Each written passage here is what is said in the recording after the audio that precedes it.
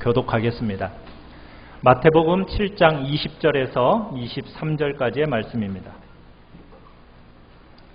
마태복음 7장 20절 제가 먼저 읽습니다. 이러므로 그들의 열매로 그들을 알리라.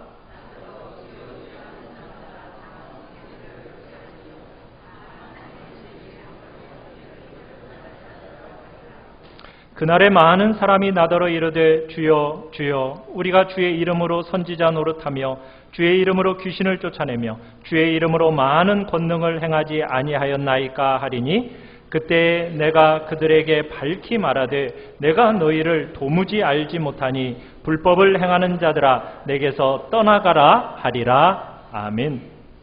우리 말씀의 제목 같이 한번 읽어봅니다. 시작. 하늘에 계신 아버지 뜻대로 행하는 자인가? 하늘에 계신 아버지의 뜻대로 행하는 자인가? 두 번째 시간입니다. 우리가 지금 성도는 어느 문을 통과해야 됩니까? 좁은 문으로 들어가야죠. 자, 좁은 문을 통과해서 무슨 길을 따라 걸어갑니까? 좁은 길을 따라 가는 사람이 성도입니다. 여러분, 성도가 이 좁은 문, 좁은 길을 따라 감에 있어서 방해와 장애가 있습니까? 없습니까? 있죠. 바깥으로부터 오는 방해가 있어요. 바깥으로부터 오는 방해는 어떤 존재입니까? 거짓 선지자와 거짓 선생들로부터의 방해입니다. 자, 그런데 바깥으로부터만 오는 방해만 있는 게 아니죠. 어디서부터도 또 방해가 있어요? 우리 안에서부터 오는 또 방해가 있습니다. 우리 안에서부터 오는 그 방해는 무엇입니까? 우리의 부패한 본성이 만들어내는 자기 스스로를 속이는 겁니다. 우리 스스로가 우리 자신에게 속아 넘어간다는 거예요. 그래서 우리가 좁은 문으로 가지 않으면서도 마치 좁은 문으로 가는 것처럼 착각할 수가 있다는 겁니다. 하나님께서 원하시는 신앙생활을 하지 않으면서도 우리가 마치 신앙생활을 바르게 하고 있는 것처럼 스스로에게 속아 넘어갈 수 있는 그런 어리석은 자리에 있을 수 있다는 거예요.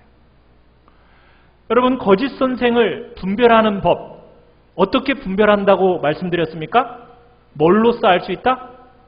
열매로써 알 수 있다. 그죠? 오늘 20절에 얘기한 것처럼 뭘로 알리라? 그들의 열매로 알리라. 자, 거짓 선지자인지 참선자인지를 열매로 분별한다고 그랬는데, 그러면 우리 스스로에게 내가 바른 믿음에 있는지 없는지를 여러분 무엇으로 검증할 수 있을까요? 그것도 마찬가지로 열매로서 알 수 있습니다. 열매로 그들을 알 수 있다라는 이 말씀은 거짓 선생들에게 적용되는 것이 아니라 자기에게 속기 쉬운 우리에게도 동일하게 적용이 된다는 얘기입니다. 자, 오늘 말씀 요약의 1번을 우리 같이 한번 읽어보도록 하겠습니다. 1번입니다. 시작. 불법을 행한 자들에게 따르는 결과. 자, 주님이 우리 자신을 검증하는 틀을 다루시면서 열매로 안다 이렇게 말하면서, 자, 열매로 알리라 이렇게 말하니까 사람들이 자신을 나는 이런 열매가 있어요 라고 증거를 제시한다라는 거예요. 어떤 증거를 제시하느냐? 자신의 신앙 고백으로 증거를 제시하는 일들이 있다라는 겁니다. 그 예를 오늘 21절에 들고 있는 거예요. 자, 우리 21절을 같이 한번 읽어보겠습니다. 시작. 나더러 주여 주여 하는 자마다 다 천국에 들어갈 것이 아니요 다만 하늘에 계신 내 아버지의 뜻대로 행하는 자라야 들어가리라. 자, 우리가 바른 믿음에 있는지 아니면 스스로를 속이는 자인지 열매로 알 수 있는데 무엇이 열매입니까? 사람들은 소위 정통적인 신앙 고백을 하면 그것이 참된 믿음의 열매라고 생각하는 경향이 있어요. 왜냐하면 특별히 우리 장로교 출신들은 어떻게 우리들이 구원을 받는다고 그럽니까? 믿음으로 구원받는다고 하지 않습니까? 자, 믿음으로 구원받는다고 하니까 우리에게 무엇을 요구해요? 예수님이 뭐라고? 주님이라고 고백할 것을 우리에게 요구를 합니다. 그러면서 그래, 나는 예수님을 주님이라고 고백했으니까 나는 그것이 내 신앙의 열매지 않느냐. 그러니 나는 구원받을 것이 당연하다라고 생각한다는 거죠. 그런데 오늘 본문을 21절 우리가 읽은 본문을 보면 주여 주여 고백하면서도 그것이 열매로 생각할 수 있대요, 없대요? 그것이 열매로 생각할 수 없다라는 거예요. 그것만으로는 충분하지 않다라는 거예요. 우리의 신앙 고백을 근거로 해서는 스스로를 속일 수 있기 때문에 그거로는 불완전하다라는 거예요. 아무리 옳은 신앙 고백을 했다 할지라도 그것이 열매가 아닐 수 있다는 얘기입니다. 그러면은 무엇이 진짜 열매라고요? 21절에 무엇이 진짜 열매라고 얘기하고 있습니까? 하늘에 계신 내 아버지의 뜻대로 행하는 것이 진짜 열매다. 여러분, 성경이 얼마나 행위를 강조하시는지 아십니까? 신약 성경의 절반은 진리를 가르칩니다. 그리고 그 절반은 또 삶을 강조하는 구조로 성경이 기록되어져 있습니다. 여러분, 삶이 여러분이 정말 성도인지 아닌지를 검증하는 척도가 된다는 거예요. 열매는 그냥 단지 입에 붙은 신앙 고백이 아니라는 겁니다. 열매는 우리의 삶과 행위라는 것을 유념해야 된다는 거예요. 입술에 붙어 있는 신앙 고백이 열매가 아니라 하나님 아버지의 뜻대로 행하는 것이 열매다. 아버지의 뜻대로 행하는 자라야 천국에 들어간다. 지금 우리 주님이 이렇게 말씀하고 계시는 거예요. 자, 우리 주님이 이렇게 말씀하니까 사람들이 또 주님 옆에 몰려와서 이야기를 합니다. 말하기 시작합니다. 뭐라고 얘기하기 시작하느냐면 우리 22절을 같이 다시 한번 읽어보겠습니다. 22절입니다. 시작. 그날에 많은 사람이 나더러 이르되 주여 주여 우리가 주의 이름으로 선지자 노릇하며 주의 이름으로 귀신을 쫓아내며 주의 이름으로 많은 권능을 행하지 아니하였나이까 하리니. 주님의 뜻대로 행하는 것이 열매다 이렇게 말하니까 이 사람들이 나름대로 나는 이런 일을 행했어요 라고 예수님께 말한다라는 거예요.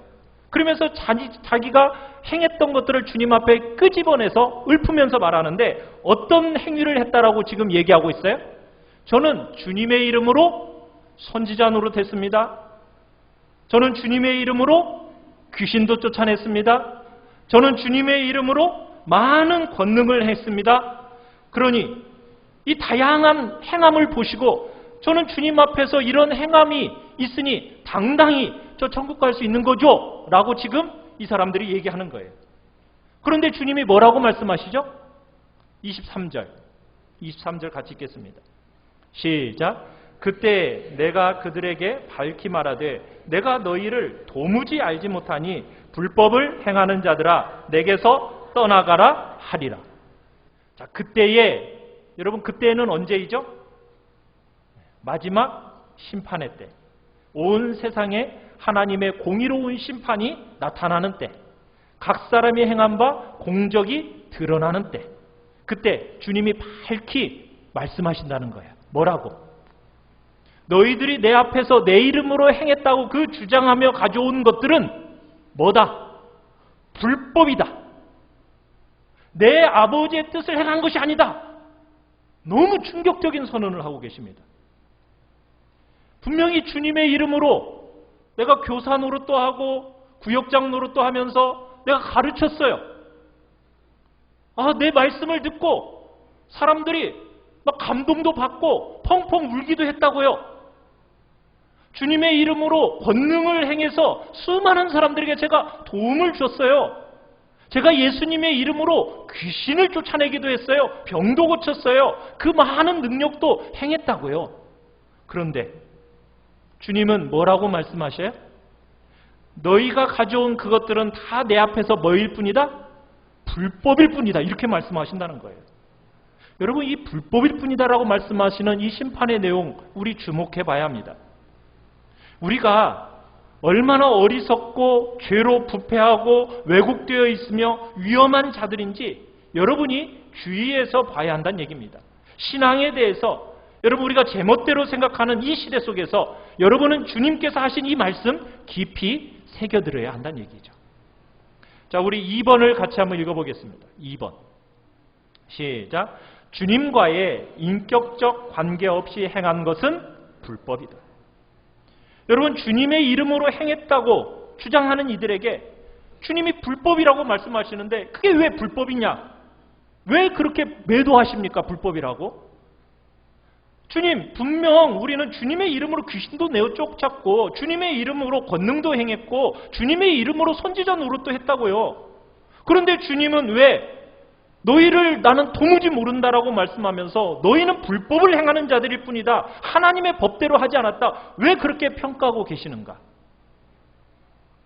여러분, 우리가 주로 생각할 때 그러잖아요. 사람들이 보통 윤리적으로 도덕적으로 이렇게 살면서 남들 보기에 선하고 착하게 행하면 그래, 저 사람은 하나님이 배려해 주실 거야, 우리 그런 생각들 하죠. 그렇지 않습니까?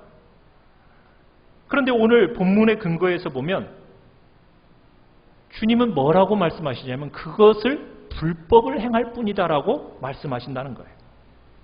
그러면 주님이 왜 이런 행위를 가르쳐서 불법을 행하는 자들이라고 불렀는지 오늘 본문에서 한번 추론해 볼 필요가 있죠.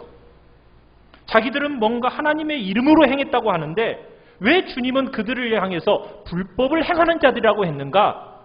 우리가 한번 살펴볼 필요가 있는 겁니다. 우리 다시 한번 23절을 한번 자세히 한번 보십시다. 자, 거기에 보면 불법을 행하는 자들아 이렇게 부르는데 그 부름 앞편에, 앞쪽에 앞에 나오는 표현에 뭐라고 되어 있습니까? 내가 너희를 도무지 알지 못한다. 자, 그 다음에 그 뒤에 나오는 표현은 뭐예요? 내게서 떠나가라. 자, 여러분, 이 표현을 한번 연결지어서 생각해 봐야 됩니다. 주님이 왜 그들을 그렇게 불렀느냐? 그들이 행한 것에 왜 신앙에 어떤 문제가 있는 거냐? 우리가 이 표현에서 찾아볼 수가 있다는 거예요. 신앙은 여러분 어떤 정통적인 교리를 믿거나 교회에 다니거나 의롭고 바르다고 여겨지는 일을 행하는 것이 신앙이 아닙니다. 신앙은 무엇입니까? 신앙은 살아계신 하나님을 사랑하는 겁니다. 신앙은 우리를 위해서 십자가를 지시고 고난당하시고 죽으셨다가 부활하신 예수 그리스도, 하나님 보좌 우편에 앉아 계신 그 예수 그리스도를 사랑하는 것. 여러분, 이것이 신앙의 핵심입니다. 기독교는 어떤 교훈의 묶음을 딱 묶어놓고 이것에 동의하면서 살면 돼요, 여러분, 이렇게 말하는 종교가 아니라는 거예요. 기독교는 뭘 얘기하는 거냐?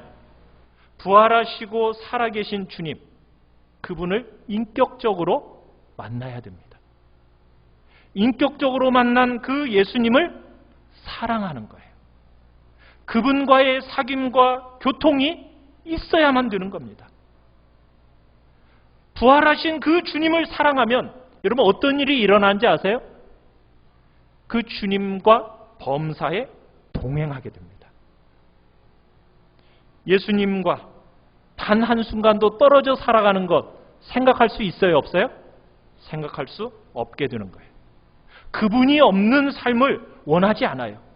항상 그분과 함께 있기를 원하고, 그분이 없는 가운데 일을 한다? 여러분, 그거 우리가 하나님이 기뻐하시지 않는다라는 것을 아는 겁니다. 하나님이, 우리 주님이 나와 함께 계시기만 한다면 어떤 고통과 불이익이 있다 할지라도 어딘든 가는 겁니다. 때로는 환경이 받쳐주지 않아도 그분이 계신 곳이라면 그 어디나 천국이라고 생각하는 겁니다. 세상이 아무리 찬사를 보내도 주님이 함께하지 않으신다면 그 어떤 가치와 의미 없는 거라고 여기는 겁니다. 여러분, 이것이 신앙인들의 살아가는 모습인 거예요. 여러분, 그런데 오늘 본문에 나오는 이 사람들은 주님의 이름을 가져다가 붙이면서 바깥으로 볼 때는 종교적으로 행동을 했습니다. 정말 주님과, 그런데 뭐가 없어요? 동행하는 게 없어요. 주님을 알지 못하는 거예요. 주님을 의지하지 않는 거예요. 주님과 무관하게 행하는 겁니다. 주님의 이름을 내걸고는 뭔가 위쪽으로 합니다. 좋은 일들을 합니다. 때로는 능력도 행합니다. 그런데 정작 이들에게서는 주님의 이름을 사용하는 거 보니까 겉보기에는 그런 것 같은데 뭐가 없어요? 주님과의 인격적인 만남이 없어요. 교통이 없어요. 사귐이 없어요. 그러면 주님은 그것이 나와 아무 관계가 없는 것이라는 거예요. 주님과 동행하지 않고 주님을 의지하지 않고 주님과 관계없이 행한 모든 일은 뭐일 뿐이다? 불법일 뿐이다. 내가 보기에, 사람들이 보기에 아무리 괜찮아 보여도 주님과 관계없이 행한 모든 것들은 다 뭐라고요? 불법이라는 거예요. 세상 사람들이 아무리 찬사를 보내도 하나님 앞에서는 그 모든 것이 뭐라고요? 불법 같은 일이라는 거예요. 여러분, 신앙의 핵심과 신앙의 중추가 무엇입니까? 바로 주님과의 인격적인 만남 속에서 그분과의 사귐과 그분과의 교통이 있는 그것이 진짜 신앙입니다. 그것이 없는 가운데 행해지는 모든 것들은 불법이요. 그래서 내가 너희를 도무지 알지 못하니 불법을 행하는 자들아 내게서 떠나가라 말씀하시는 겁니다. 사랑하는 성도 여러분, 많은 사람들이 소위 우리 성도들조차도 그냥 막연히 선해 보이고 좋은 일을 하려고 이렇게 하는 것들, 여러분 그런 것들을 주님과 동행하지 않아도 그냥 신앙적인 것으로 보는 경향이 있습니다. 여러분, 교회를 비난하고 때로는 성도를 판단하는 척조도 그냥 세상의 윤리, 세상의 도덕 수준 이런 걸로 기준을 삼아서 하는 일들이 많이 있습니다. 그러나 여러분 말씀을 보시면 주님은 우리에게 전혀 다른 기준으로 말씀하고 계시는 거예요. 주의 이름으로 수많은 일을 했는데도 불법을 행했다고 선언하시는 거예요. 왜 불법이에요? 하나님과 아무런 인격적인 관계가 없기 때문에, 하나님 없이 그 일을 행하기 때문에, 사람들 눈에 괜찮게 살고 종교적인 일을 하는 것처럼 보여도 그분이 안 계시는 신앙생활은 기독교가 아닙니다. 기독교 신앙은 범사에 주님과 동행하는 거예요. 주님과 떨어지는 거, 여러분 그 자체가 지옥이고 형벌이라고 느끼는 거예요. 그런데 주님이 내게서 떠나가라. 여러분 이 말씀은 어떻게 보면 전부를 잃어버리는 절망이고 지옥이며 고통인 거예요. 여러분 주님을 떠나가라는, 주님께서 떠나가라는 이 명령에 주님을 떠나는 삶의 차이가 뭔지 그거 아십니까? 그 차이를 아는 성도와 모르는 사람은 삶이 다를 수밖에 없는 거예요. 여러분 우리는 우리 자신을 속일 수 있을 정도로 정말 죄와 악이 가득한 사람들입니다. 우리가 종교적으로 보이는 일이나 윤리적으로 도덕적으로 사람들에게 찬사를 받는 일을 붙들고 그게 열매다, 여러분 착각하면 안 되는 거예요. 성경은 그것을 열매라고 하지 않습니다. 성경이 찾는 행위가 무엇입니까? 우리가 말씀 들은 대로 아버지의 뜻대로 행하는 자라야 어디에 들어간다? 천국에 들어간다. 여러분 이 말씀을 우리 잊으면 안 되는 거예요.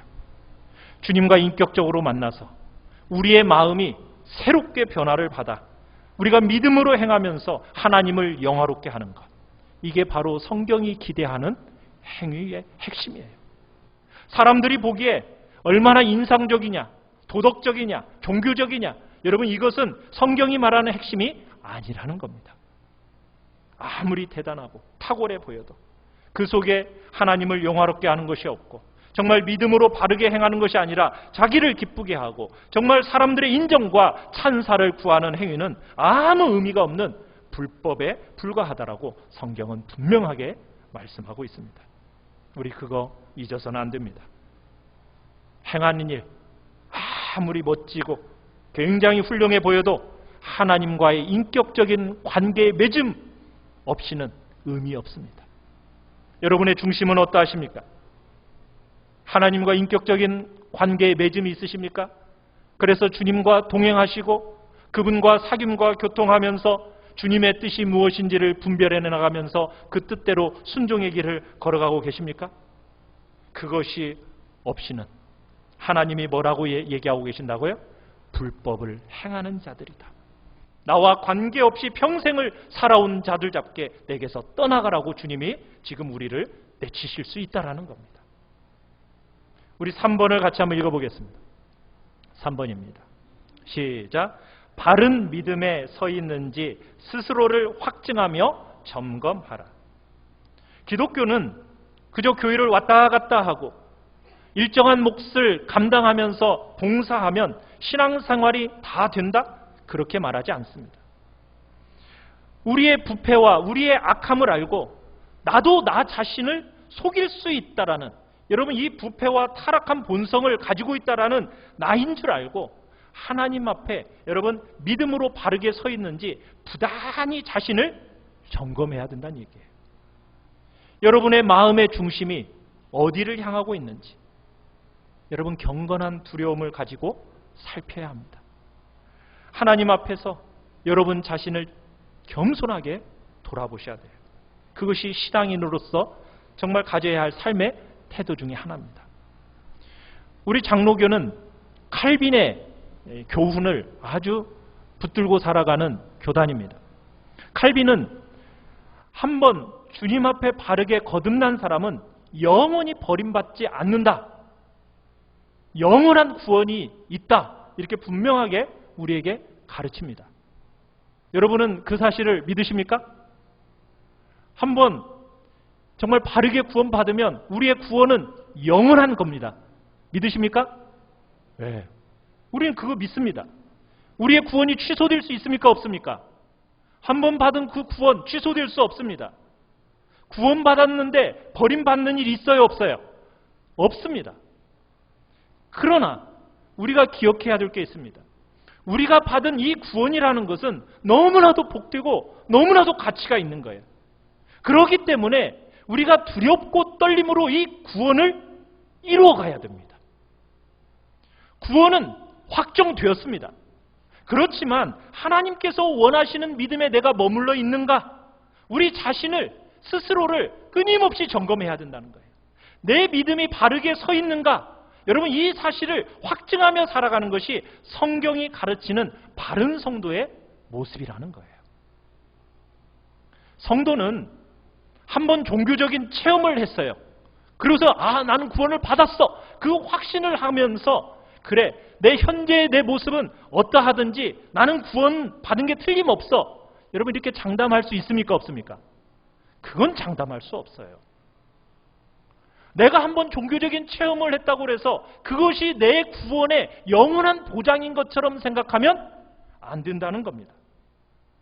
우리가 영광스럽고 복된 구원, 정말 금생과 내생을 좌우하는 정말 영생과 영벌로 나뉘어지는 결정적인 이 구원인 까닭에 모든 진실한 성도는 어떻게 어디 위에 서는 겁니까? 자신을 그 바른 믿음 위에 세우는 겁니다.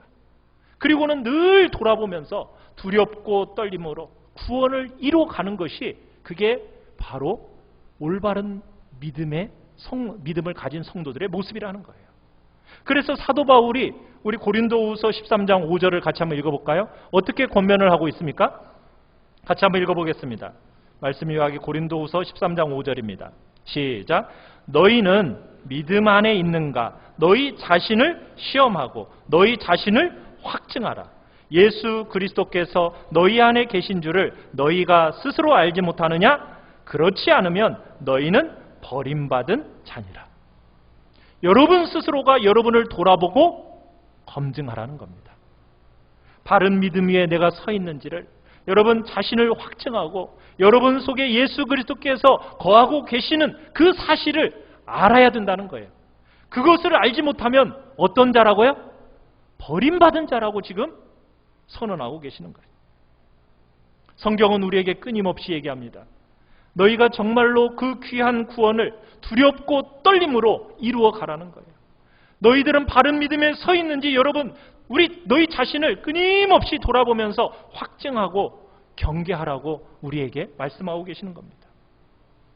여러분, 종교적인 체험이, 나의 도덕적이고 윤리적인 일이, 나의 어떠한 인상적인 활동이, 사람들로부터 칭찬 들을 만한 것들이, 여러분, 그것을 붙들고 내가 구원받았다? 그거 합리화해서는 안 됩니다. 그것은 신앙의 열매라고 볼 수 없어요. 신앙의 열매는 오직 하나밖에 없습니다. 신앙의 열매 하나, 그게 뭐라고요? 하나님의 말씀대로, 하나님의 뜻대로 행하는 것이 신앙의 열매입니다. 성경은 아주 단호하고 분명하게 말하고 있어요. 성경 어디에서도요, 여러분, 말씀에 대한 순종을 대신할 수 있는 행위는 없다라고 말씀합니다. 여러분이 아무리 능력을 가지고 정말 귀신도 쫓아내고 권능도 행하고 여러분의 입술에서 놀라운 신앙 고백도 하고 사람을 감동시키는 가르침으로 여러분 나아간다 할지라도, 그런 은사를 가지고 있다고 해도 하나님의 말씀에 대한 순종을 대신할 수 있는 것이 있다고 합니까? 없다고 합니까? 성경에는 없다고 하는 거예요. 열매는 순종하는 행위입니다. 입술로 주여 주여 하는 신앙 고백의 수준이 아닙니다. 나의 어떤 종교적인 체험을 통한 황홀함을 경험한, 여러분, 그것이 우리의 열매가 아닙니다. 성경은 순종을 말하고 있어요. 말씀에 대한 순종. 여러분, 사무엘상에 가보면 사무엘이 사울을 책망하는 장면이 나와요. 우리 사무엘상 15장 22절을 같이 한번 읽어보겠습니다. 시작. 사무엘이 이르되 여호와께서 번제와 다른 제사를 그의 목소리를 청종하는 것을 좋아하심같이 좋아하시겠나이까? 순종이 제사보다 낫고 듣는 것이 순양의 기름보다 나으니. 여러분, 하나님께서 사울왕에게 아말렉과 나가서 싸우라고 명령을 하십니다. 그러면서 어떤 명령을 주셨느냐면 아말렉 사람들과 모든 짐승들까지 다 진멸하라, 이렇게 명령을 내리셨어요. 자, 그런데 전쟁에서 승리를 했어요. 그런데 이 사울이 아말렉 왕 아각을 살려둡니다. 그리고 양들과 소들 중에서 좋은 것들을 남겨둡니다. 그리고는 사무엘에게 와서 뭐라고 변명을 하느냐? 하나님께 제사를 드리기 위해서 살려놓았습니다, 이렇게 변명을 하는 거예요. 그러자 사무엘이 사울왕을 꾸짖습니다. 뭐라고 꾸짖죠? 자, 우리 같이 한번 읽어보겠습니다. 뭐라고 얘기했어요? 하나님께서 번제와 다른 제사를 그의 목소리를 청종하는 것 같이 좋아하시겠느냐고 묻습니다. 여러분, 하나님께서 제사와 제물을 좋아하시겠습니까? 하나님의 말씀을 듣고 순종하는 것을 좋아하시겠습니까? 그죠? 말씀을 듣고 순종하는 것, 두말할 것도 없는 거예요. 그게 산제사거든요. 주님은 우리에게 지금 그것을 요구하고 계시는 거예요. 여러분은 자기 스스로를 속이는 어리석은 자리에 우리 머물러 있으면 안 됩니다. 기독교는 입으로 시인하고 동의하면 구원을 받는다, 그렇게 가르치지 않아요. 입술로 아무리 주여 주여 부른다 해도 다 천국에 들어가는 것이 아니라고 지금 주님이 경고하고 계시는 거예요. 아무리 능력을 행해도, 주님의 이름으로 권능을 행하고 기적을 행해도, 귀신을 쫓아내도 주님이 너와 나와는 아무 관계가 없다, 너는 불법을 행할 자일 뿐이다라는 판별하고 계시다라는, 여러분, 이거 두려운 마음으로 받아야 된다는 얘기입니다. 자, 우리 네 번째를 같이 한번 읽어보겠습니다. 4번입니다. 시작. 아버지의 뜻대로 행한다는 것은 무슨 의미입니까? 자, 주님이 우리에게 말씀하시는 하늘에 계신 아버지의 뜻대로 행하는 자라야 천국에 들어간다. 여러분, 이게 도대체 무슨 뜻인가? 여러분, 상당히 혼돈스럽죠? 뭐가 혼돈스럽습니까? 아니, 지금까지 내가 들어왔던 것은, 기독교는 믿음으로 다 된다고 하더니, 아니, 지금 목사님은 자꾸 행위를 강조하시잖아요. 아니, 행위로 마치 구원을 받는 것처럼 얘기하는데 이거 좀 이상하지 않은가? 막 혼란스럽지 않습니까? 다 이해가 되세요? 여러분, 예수님을 믿는 사람의 주된 증거는 행함이다. 여러분, 이게 믿는 사람인지 아닌지를 나타내는 증거가, 열매는 하나님의 뜻대로 행하는 것이다. 여러분 이렇게 말할 때 여러분 행함이라는 것은 구원의 전제 조건이 아닙니다. 우리가 흔히 혼동하는 것처럼 행위를 통해서 내가 뭔가를 이루고 행위를 통해서 하나님께 만족을 드림으로 해서 내가 죄 용서함을 받고 구원을 받는다? 맞아요? 틀려요? 맞아요? 틀려요? 좀 답변을 해보세요. 맞아요? 틀려요? 네, 틀리죠? 왜 답변들을 막 헷갈려요? 아니, 하나님의 사랑과 은혜는 우리의 행위나 자격과 조건으로 얻어야 합니까? 맞아요? 틀려요? 틀리죠? 하나님 앞에서 의롭다함을 얻을 육체가 있습니까? 없습니까? 없죠. 하나님께서 원하시는 수준의 삶을 살아낼 사람이 있습니까? 없습니까? 없죠. 내가 정말 행위로서 죄 용서함을 받아내고 하나님을 움직여서 내 행위로 그분의 복을 타낼 수가 있습니까? 없습니까? 그런 사람 아무도 없어요. 왜? 우리는 다 모태에서부터 다 죄를 가지고 태어난 죄인이기 때문에. 그래서 행위를 통해서 여러분이 구원을 받는다. 여러분 이런 말은 하나님이, 우리 주님이 하시는 말이 아니에요. 우리의 삶으로는 구원을 받을 수 없기 때문에 누가 오신 거예요? 예수님이 이 땅에 우리와 똑같은 육체를 입고 오신 거잖아요. 그래서 그 육체로 우리의 대신해서 고난을 당하시고 십자가에 달려 돌아가시고 부활하심으로 말미암아 구원의 길을 열어놓으신 거 아닙니까? 만약 우리가 율법을 잘 지켜 행함으로 여러분 하나님께로부터 용서를 받고 구원을 받는다라면 여러분 예수님이 이 땅에 오실 필요가 있었어요? 없었어요? 없었죠. 그러면 예수님의 그 완전한 대속의 은혜가 의미가 없는 거예요. 그렇게 된다면. 그러니까 행위로 구원을 받는다거나 행위로 하나님 앞에 연락되거나 행위로 하나님 앞에 복을 얻고 용서받는 일 절대로 그런 일 없습니다. 그건 불가능한 거예요. 그렇다면 지금 예수님께서 성도됨의 증거요 그 열매가 행위다 이렇게 말씀하실 때 여러분 이 행위는 무슨 행위를 얘기하는 거겠습니까? 우리가 완전한 순종, 죄 없는 완전한 순종을 말하는 걸까요? 그게 아닙니다. 왜요? 여러분과 저는 죄 없는 완전한 순종을 할 수 있는 사람이에요? 아니에요? 할 수 없잖아요. 믿음의 수반되는 행위를 강조하시는 이 주님의 말씀은 우리의 행위로 여러분 하나님을 100% 만족시키고 충족시킬 수 있습니까? 없습니까? 그런 일은 없잖아요. 왜? 우리가 성도로서도 여전히 연약하고 부족하고 한계투성이니까 우리가 성도가 된 이후에도 죄를 짓고 여전히 약함과 한계를 지니고 있고 실패도 경험하는 그런 존재잖아요. 그러면은 아버지의 뜻대로 하늘에 계신 아버지의 뜻대로 행한다는 이 의미가 도대체 무슨 의미냐는 거예요. 그것은 바로 우리가 예수님과 인격적인 만남을 통해서 내 내면이 변화가 되어지면 이 변화된 내면, 이 중심에 우리의 마음을 담아서 불완전하지만 전심으로 주님께 순종하는 삶을 살아가는 것을 의미하는 거예요. 어떤 절대적인 기준에 맞춰서 살라 이걸 말하는 게 아닙니다. 우리의 수준에 주님께서 꼭 맞는 만큼만 전심으로 하나님의 말씀에 순종하라는 거예요. 내가 하나님 앞에 이거 안 하면 막 벌 받을까 봐, 내가 해를 당할까 봐 억지로 순종하는 게 아니라 정말 내가 하나님께서 나에게 보여주신 그 사랑을 알기 때문에 그 사랑에 내가 고무가 되어서 그래 내가 말씀에 순종하고 싶어 이렇게 하는 행위 이것을 주님은 우리에게 요구하시는 거예요.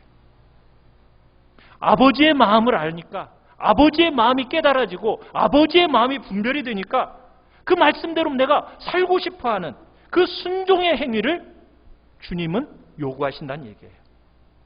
우리는 자주 넘어지죠. 실패하죠. 그럼에도 우리는 절대로 낙심하거나 포기하지 않고 성령 하나님을 의지하고 믿음으로 말씀을 살아내려는 그런 순종을 주님은 기대하고 계신다는 얘기입니다.